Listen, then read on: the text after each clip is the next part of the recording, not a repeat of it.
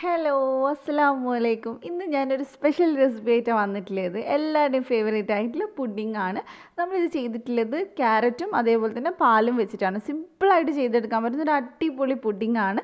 അപ്പോൾ നമുക്ക് എങ്ങനെയാണ് ഇത് ചെയ്തെടുക്കുന്നതെന്ന് പെട്ടെന്ന് നോക്കിയിട്ട് വരാം. അപ്പോൾ ആദ്യം തന്നെ ഒരു സോസ് പാനിൽ അത്യാവശ്യം വലുപ്പമുള്ള ഒരു ക്യാരറ്റ് ഒന്ന് ഗ്രേറ്റ് ചെയ്ത് ഞാൻ ചേർത്തിട്ടുണ്ട്. അതിനകത്തോട്ട് നമുക്ക് 1/2 ലിറ്റർ പാല് ചേർത്ത് കൊടുക്കാം. ഒരു പാക്കറ്റ് പാലാണ് കേട്ടോ ഞാൻ എടുത്തിട്ടുള്ളത്. അപ്പോൾ നിങ്ങളുടെ ചെറിയ ക്യാരറ്റ് ആണെങ്കിൽ 2 ക്യാരറ്റ് വരെ എടുക്കാം. അപ്പോൾ ഇനി നമ്മളിതൊന്ന് തിളപ്പിച്ചെടുക്കുക. എന്നിട്ട് തിളച്ചതിന് ശേഷം ഒരു 3-4 മിനിറ്റ് ഒന്ന് വേവിച്ചെടുക്കണം. അതുപോലെ ഇതിനകത്തോട്ട് ഞാൻ പഞ്ചസാര ഒരു 1/4 കപ്പാണ് ചേർക്കുന്നത്. പിന്നെ ഒരു 1/4 കപ്പ് മിൽക്ക് മെയ്ഡ് ചേർത്തിട്ടുണ്ട്. അപ്പോൾ മിൽക്ക് മെയ്ഡ് ഇല്ലെങ്കിൽ നിങ്ങൾ 1/2 കപ്പ് പഞ്ചസാര ചേർത്താൽ മതി. ഞാനത് ഫ്രിഡ്ജിൽ വെച്ച് നല്ല കട്ടിയായിട്ടുള്ള മിൽക്ക് മെയ്ഡാണ്. അപ്പോൾ വീട്ടിൽ തന്നെ ഉണ്ടാക്കിയിട്ടുള്ളതാണ്. നിങ്ങളുടെ കയ്യിലുണ്ടെങ്കിൽ മാത്രം ചേർത്താൽ മതി. ഇല്ലെങ്കിൽ ഞാൻ പറഞ്ഞ പോലെ 1/2 കപ്പ് പഞ്ചസാര ചേർക്കുക. ഇനി നമുക്ക് വേണ്ടത് ഇതൊന്ന് തിളപ്പിച്ചെടുക്കുകയാണ്. അപ്പോൾ ഇത് തിളച്ച് തുടങ്ങിയിട്ടുണ്ട് കേട്ടോ. അപ്പോൾ ഇനി നമുക്ക് തീ ഒന്ന് ഒരു മീഡിയം ഫ്ലെയിമിലോട്ട് മാറ്റാം. തൂവി പോവാണ്ടിരിക്കാനാണ്. പിന്നെ ഞാൻ ഇതിലേക്ക് ഒരു 3 ഏലക്ക ഒന്ന് കുത്തിയിട്ടിട്ടുണ്ട്. അതേപോലെ തന്നെ ഒരു 10-12 കശുവണ്ടി, അതേപോലെ ഒരു 10-15 മുന്തിരി ചേർത്തിട്ടുണ്ട്, ഉണക്ക മുന്തിരി. പിന്നെ ഇതിനകത്തോട്ട് ഒരു 2 ടേബിൾ സ്പൂൺ കപ്പലണ്ടി ചേർത്തിട്ടുണ്ട്. ഈ സാധനങ്ങളൊക്കെ നിങ്ങളുടെ കയ്യിലുണ്ടെങ്കിൽ ചേർക്കാം. ഉണ്ടെങ്കിൽ നല്ല ടേസ്റ്റാണ് കേട്ടോ. വേറെ തന്നെ ഒരു ഫ്ലേവറാണ് കഴിക്കുന്ന സമയത്ത്. നിങ്ങൾക്ക് വേണമെങ്കിൽ അതേപോലെ തന്നെ പിസ്തയൊക്കെ ചേർത്ത് കൊടുക്കാം. ഇനി നന്നായിട്ട് നമുക്കിതൊരു 2-3 മിനിറ്റ് ഒന്ന് വേവിച്ചിട്ട് തീ അങ്ങ് ഓഫ് ചെയ്യാം.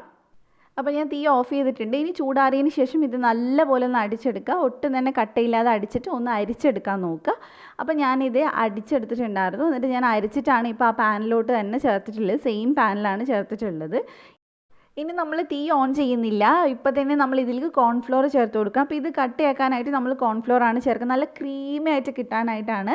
അപ്പോൾ നമ്മൾ ഇതിലേക്ക് 3 ടേബിൾ സ്പൂൺ കോൺഫ്ലോർ ചേർത്ത് കൊടുക്കുന്നുണ്ട്. നമ്മൾ സാധാരണ പോലെയല്ല, ഇതിന് ചെയ്യുന്ന സമയത്ത് ഒരുപാട് സമയമൊന്നും എടുക്കില്ല, പെട്ടെന്ന് റെഡി ആയിട്ട് കിട്ടും.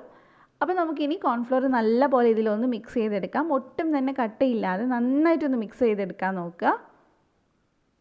നിങ്ങളുടെ കയ്യിൽ അഗറൊക്കെ ഉണ്ടെങ്കിൽ അത് ചേർത്ത് കൊടുത്താലും മതി. ഇനി നമുക്കിതൊന്ന് ലോ ഫ്ലെയിമിൽ വെച്ചിട്ട് ഒന്ന് നന്നായിട്ടൊന്ന് വേവിച്ചെടുക്കണം.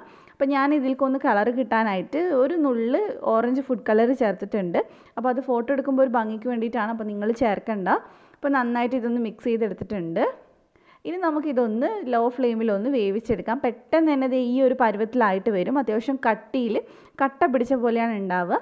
അപ്പം തന്നെ തീ ഓഫ് ചെയ്യുക. എന്നിട്ട് നല്ലപോലെ മിക്സ് ചെയ്തെടുക്കുക. അപ്പോൾ നല്ല ക്രീമി ആയിട്ട് നമുക്ക് കിട്ടും. തീ ഓഫ് ചെയ്തതിന് ശേഷമാണ് നമ്മൾ ഇതുപോലെ മിക്സ് ചെയ്യുന്നത്. നല്ല ക്രീമി ആയിട്ട് നമുക്ക് കിട്ടും. ഇനി നമ്മളിത് നെയ്യ് തടവിയിട്ടുള്ള ഒരു ട്രേക്കകത്തോട്ട് ഒഴിച്ചു കൊടുത്താൽ മതി. നിങ്ങളുടെ കയ്യിൽ എന്തെങ്കിലും സ്റ്റീലിൻ്റെ ബൗളോ എന്തെങ്കിലും ഉണ്ടെങ്കിൽ അതിൽ ഒഴിച്ചാലും മതി. ഇനി ഇത് ഒഴിച്ചതിന് ശേഷം ഒന്ന് ജസ്റ്റ് ഒന്ന് നമുക്ക് ലെവൽ ചെയ്ത് കൊടുക്കാം. അതുപോലെ തന്നെ ഒന്ന് ടാപ്പ് ചെയ്ത് കൊടുക്കുകയാണെങ്കിൽ എല്ലാ സൈഡും ഏകദേശം ഒരേപോലെ തന്നെ നമുക്ക് കിട്ടും. ഇനി നമ്മളിത് ചൂടാറിയതിന് ശേഷം ഒരു 5-6 മണിക്കൂർ ഒന്ന് ഫ്രിഡ്ജിൽ വെക്കാം. കുറഞ്ഞതൊരു 3 മണിക്കൂറെങ്കിലും വെക്കുക.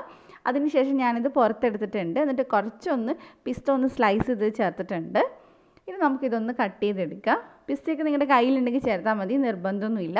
അപ്പോൾ ഇത് നമുക്ക് ഈസി ആയിട്ട് തന്നെ കട്ട് ചെയ്തെടുക്കാൻ പറ്റുന്ന പുഡിങ്ങാണ്. ഇതേപോലെ എടുത്താൽ മതി. നല്ല ക്രീമി ആയിട്ടാണ് കേട്ടോ ഉണ്ടാവുക. നല്ല ക്രീമിയാണ്. കഴിക്കുമ്പോൾ ശരിക്കും നല്ല ടേസ്റ്റാണ്. നിങ്ങൾക്ക് എന്തായാലും ഇഷ്ടമാവും. അപ്പോൾ നമുക്കിതൊന്ന് കഴിച്ച് നോക്കാം. എനിക്കിത് കാണുമ്പോൾ തന്നെ ഇപ്പം മനസ്സിലാവുന്നുണ്ടാവും എത്രത്തോളം ക്രീമി ആയിട്ടുള്ളത് എന്നുള്ളത്. അപ്പോൾ പെട്ടെന്ന് തന്നെ എല്ലാവരും ട്രൈ ചെയ്യുക. എന്നിട്ട് ഫീഡ്ബാക്ക് പറയാം. കുട്ടീസിനെ കൊടുത്തു കഴിഞ്ഞാൽ ഉറപ്പായിട്ടും ഇത് കാലിയാക്കും പെട്ടെന്ന് തന്നെ. അപ്പോൾ ട്രൈ ചെയ്യുക, ഫീഡ്ബാക്ക് പറയാം.